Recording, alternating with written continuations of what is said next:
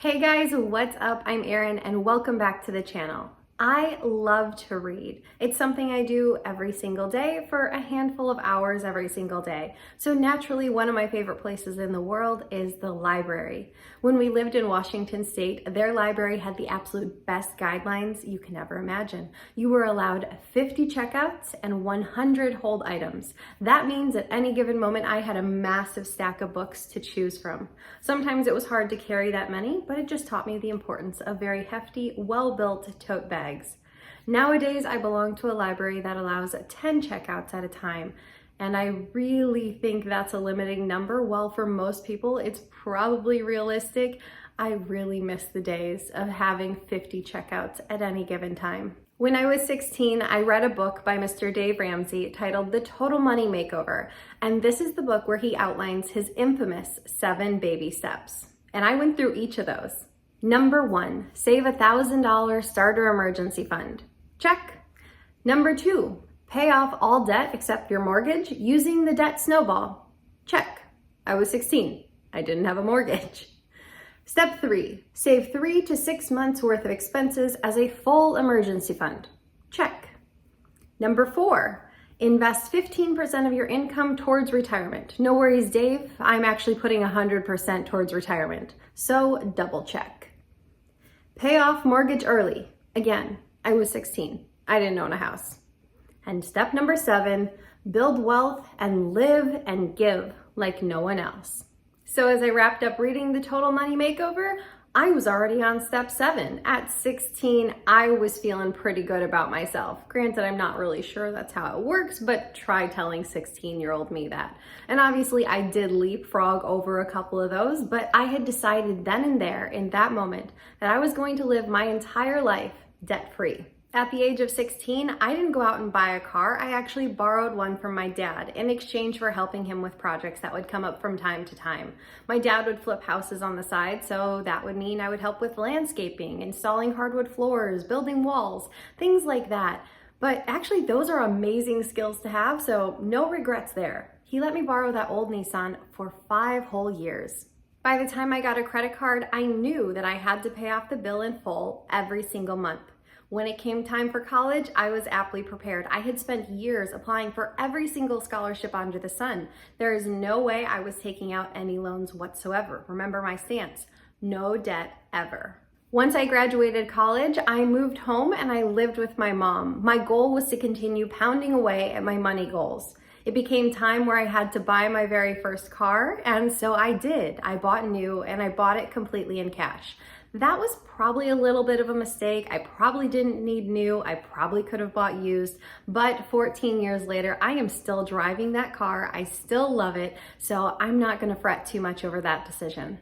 While living with my mom, my goal was to save up enough to buy a home without needing a mortgage. I was very set on being debt-free.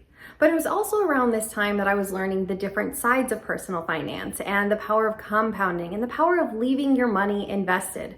And this became a huge debate for me because I had so adamantly decided that I was never going to take on any debt. I began looking at homes in my price range, and I really struggled to figure out, should I buy a home outright and remain completely debt-free, or should I leave that money invested and let it grow over the course of a lifetime?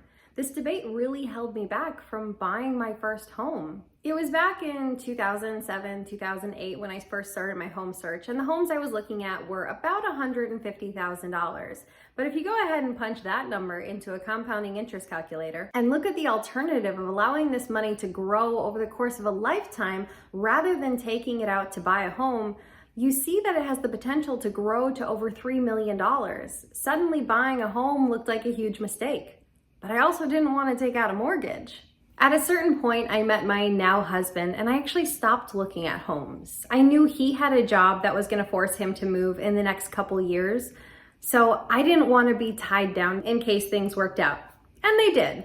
We did end up getting married, and we did that completely debt-free. Neither of us are really fussy about weddings, so we planned one that was a handful of weeks out, and it was a couple $1,000s, and that was it. The week after our wedding, we moved across the country, and with so much happening in such a brief period of time, We didn't really concern ourselves with the idea of buying a home. We just rented an apartment.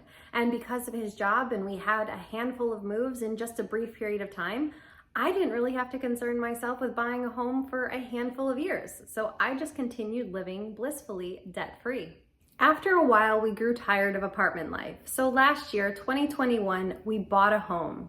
And what a great year to do it. If you're looking for an incredibly stressful time to buy a home, you'd be hard-pressed to find a better year. Homes are being sold before they hit the market, and for tens of thousands of dollars over ask seems like a great time to dive right in. But in all seriousness, we don't get a say in when we move. So we started looking, and my dilemma returned. Do I buy a home outright and live completely debt-free? Or do I take out a mortgage? Here's the thing. I knew I didn't want to take the money out. Intellectually, I knew leaving that money invested in the stock market would leave me with a brighter financial future.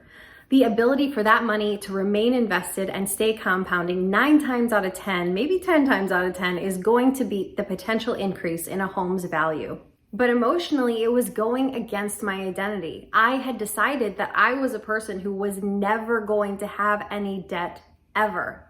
And when you're trying to make a decision that goes against your identity, that decision becomes very difficult. Intellectually knowing something and emotionally knowing something are two very different things.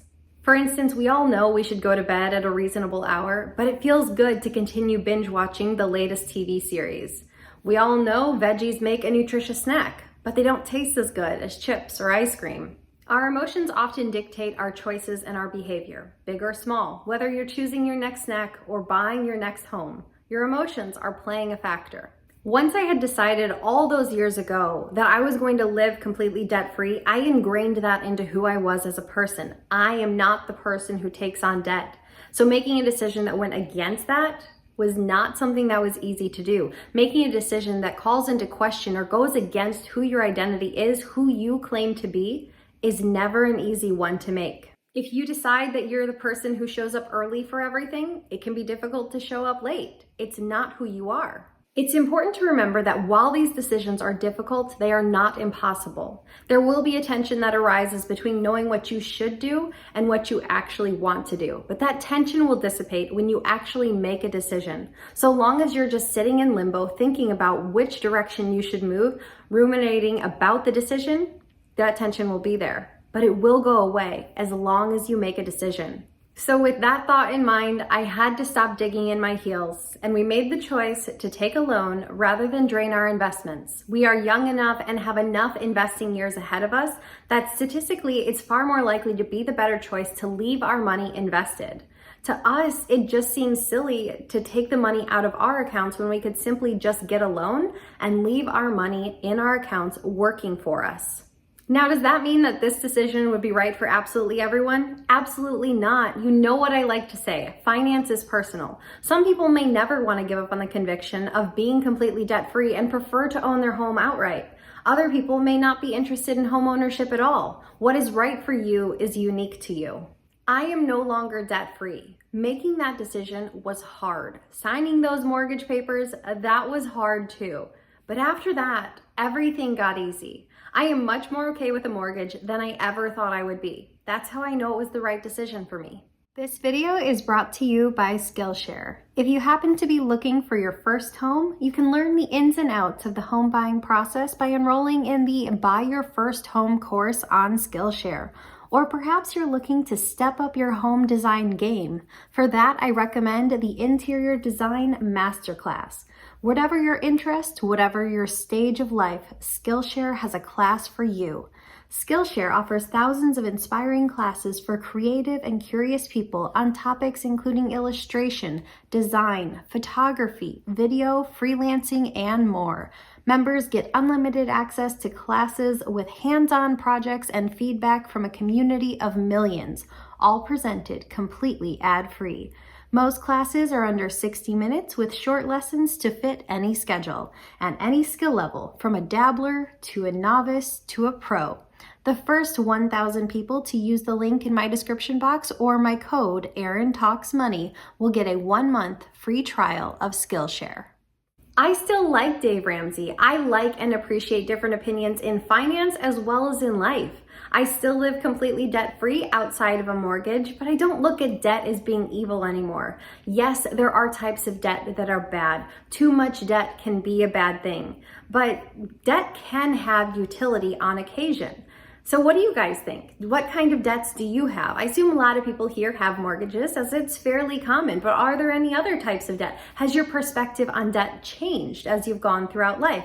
Let me know in the comments down below. Well, that's gonna do it for me today, guys. I post new videos every single week. If you're new here and got anything out of this one, please hit the like, make sure to hit subscribe, consider sharing with a friend, as it really does help the channel. I hope you have a good one, and I'll see you soon. Bye.